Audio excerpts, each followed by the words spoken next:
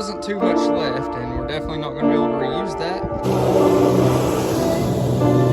Today, we're going to get a toy that's going to help us test out the capabilities of the Rubicon 392 even more. I did have to go take another test to get another form of license, but on the way there, I did get a ticket for the tent on this Jeep. Now, since I moved to Tennessee, I've had the same tent set up on all my vehicles. I always get a 35% windshield, and I get about 10% on all the other windows. Now, he said he didn't care about the side windows, that's just extremely common, but the front windshield is an obstruction of view. So whatever the case may be, I'm just going to pay the ticket. I'm not going to take it off. But for those of you that always ask what percent tint I have on the windshield, I have 35, but it is apparently illegal.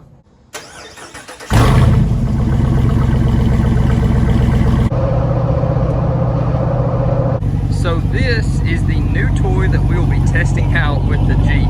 And I actually picked this up here at Tim's Ford Motorsports. Great place, a lot of options. They have a bunch of new ones, a bunch of pre-owned ones, and they also have a ton of side-by-sides. So if you guys are in the market for something like that, definitely come check them out. Well, I've got some great news and I've got some not so great news.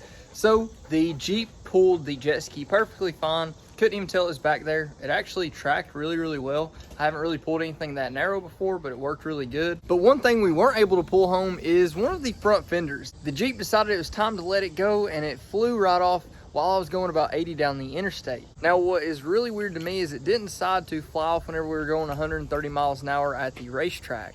So it's really strange, but nevertheless, this is actually the second time I've had these cut fenders rip off on me. It was on another Jeep that happened the other time, but both times it was on the front passenger fender, which is really strange. But regardless of that, you really should get the metal cloak clips they make right here. They actually screw in and they tighten and hold the fenders quite a bit better. So I still was just using my plastic clips, which I knew eventually were probably going to fly off, but where we've got the metal cloak bracket in the front, I was a bit more optimistic, but you still should get those clips that you actually have to tighten down.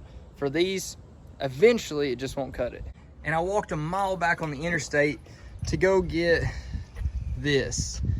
Basically, there wasn't too much left, and we're definitely not going to be able to reuse that, but it'll be good wall art one day. Now, for what we actually went to get, this is a 2020 Yamaha EX Sport. I bought it pre-owned. I wanted to test out the jet skis. I haven't ever owned one, so I wanted to test one out and see if it's something I'm really going to enjoy, see if it's something I'm going to have enough time for before I spend some big money on something crazy. So this is going to be a great start, and I think I can actually bring you guys some pretty cool content. Now with this one, it is only 1050cc. It's not supercharged or anything crazy like that. This is more of a entry jet ski, so it's basically something to get you on the water. I got a great price on it, especially pre-owned, so I'm extremely excited to test it out, and that's what we're about to do right now. So I'm out on the water right now, and this thing is awesome. I honestly didn't think it would be enough power, being that it was kind of the entry level, but for just getting started out on the water with one of these, it is awesome. I've had a lot of fun already. I'm just trying to get to know the jet ski a little bit better, but just like with any machine, there's definitely a learning process. But this thing, like I said, is way faster than I thought it would be.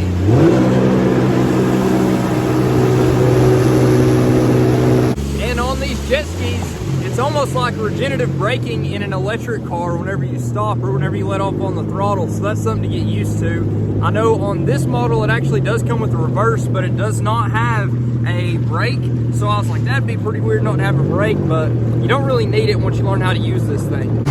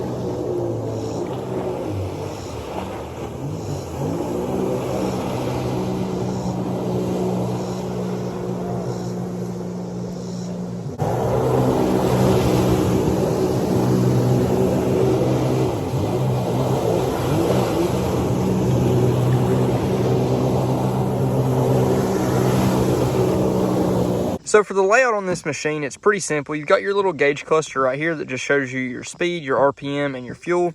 You've got your tether mounted right here, stop, your start. Then you've also got your drive lever right here. And then you've got selection for, this is forward, neutral, and then that's reverse. So it's on a mechanical lever right there. Makes it really easy. Do have a little bit of storage right here. So it's actually a really deep well. I'm able to put my whole hand in there. I've got a drink. I've got my bag full of my wallet, my keys, my phone, all that stuff. And then you've also got a little storage compartment up there. It'd have to be the right size thing to fit up there. I've got my sandals in there for now. And then I really like the graphics on this too. I like this year better than the current models that are out. Just looks quite a bit different. So this one's all blue and black, as you can tell, and I really like it. So with the sport model, it actually comes with the mirrors, and it also comes with a spot to hook up to tow right there on the back. I'm not sure what the other differences are. I do know the mechanical reverse isn't available on the standard model, but this one doesn't have too many features. It's pretty cut and dry. But my whole thought process behind this was just to have something to get out on the water with. You've got a nice little pad back there, that way baby can jump off of it. Be a lot of fun. So it actually will fit 3 people extremely comfortably. This is basically the edge of where I sit. You can see it's got the indentation right there, and it's got all that extra room. So it has quite a bit more room than what I thought it would. And this is a 1 liter, so it is 1,050 cc's, 1,049. It's a 3-cylinder. It is a little chattery, but it's not bad at all. But here's a start for you, that way you guys can hear it.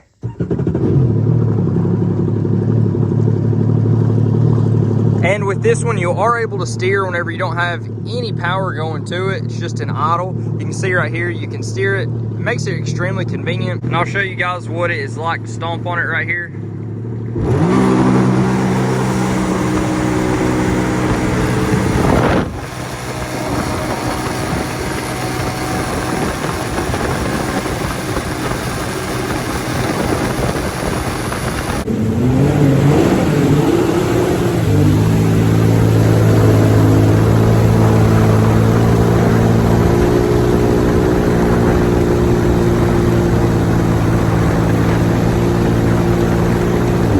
The jet ski did great, and as you can tell, I've done a little bit of reorganization to get that jet ski fit in this extra building right here.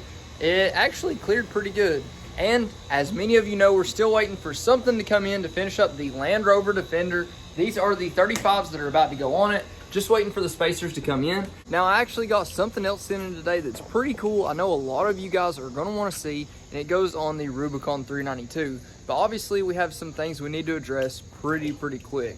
Now the front fender is completely gone on the passenger side. So I was thinking I'll probably go ahead and rip off the driver fender and get ready for whatever's about to come in. Obviously I've been doing a lot of work with Metal Cloak, so we're gonna continue that trend for the front fenders, and we have something else pretty special coming in to replace that right there. So you guys stay tuned. You're gonna see a lot of stuff coming for the Rubicon 392. If you guys haven't already noticed, we've kind of started hitting on a lot of the visual stuff, the visual accessories for the Rubicon 392. And obviously the Defender is an exciting build. It's something different. So if you guys want to see a different side of the off-road community and what you're able to do on this Land Rover Defender, stay tuned for that. And if you haven't already, please like, comment, subscribe. Let me know what you think. Let me know what you want to see next. But until then, Godspeed.